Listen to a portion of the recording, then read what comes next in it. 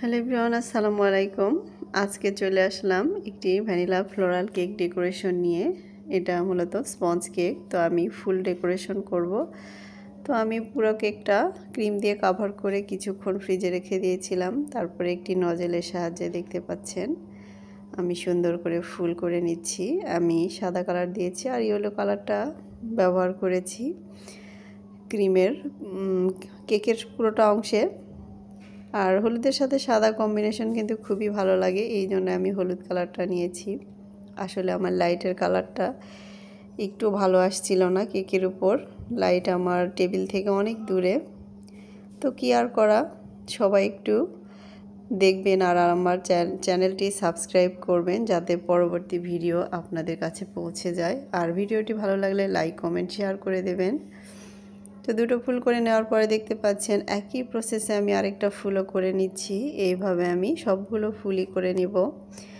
আর কেকের কাজ করতে বরাবরই আমার খুবই ভালো লাগে। আমি যখনই কেকের কাজ করতে যাই আমার মন আনন্দে ভরে যায়, কারণ ডেকোরেশন করার পরে এর লুকটা একদমই চেঞ্জ হয়ে যায়। যদিও আমার আর লাইটের কারণে এর কালারটা তেমন আসছে না।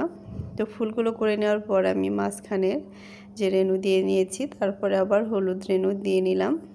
তারপরে এই তো সাইডে পাতাগুলো দিয়ে নিচ্ছি। আর এই পাতাগুলো দেওয়ার কারণে কিন্তু দেখতে খুব সুন্দর কালারফুল হয়েছে।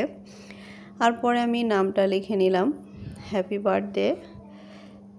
তো এই তো নাম লিখতে বরাবরই আমার ভয় লাগে, আর একটু শব্দ হইলে আমি নামটা লিখতে পারি না। তো তারপরেও নামটা লিখে নিলাম। এই তো দেখতে পাচ্ছেন নামটা আমি লিখে নিয়েছি, হ্যাপি বার্থডে সাফা।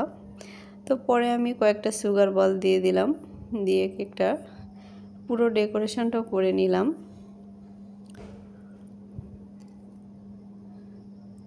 এই তো তারপরে আমি ফুলের উপরে দিয়ে দিচ্ছি। এগুলো একদম শিশিরের মতো দেখা যাবে ফুলের উপরে। তো এই তো আমার কেক ডেকোরেশন একদম হয়ে গেছে। এই তো দেখতে পাচ্ছেন প্রকৃতির আলোর মাঝে কতটা সুন্দর কালার চলে এসেছে। আজকের ভিডিওটি ভালো লাগলে লাইক কমেন্ট শেয়ার করে দেবেন। ধন্যবাদ সবাইকে, আল্লাহ হাফেজ।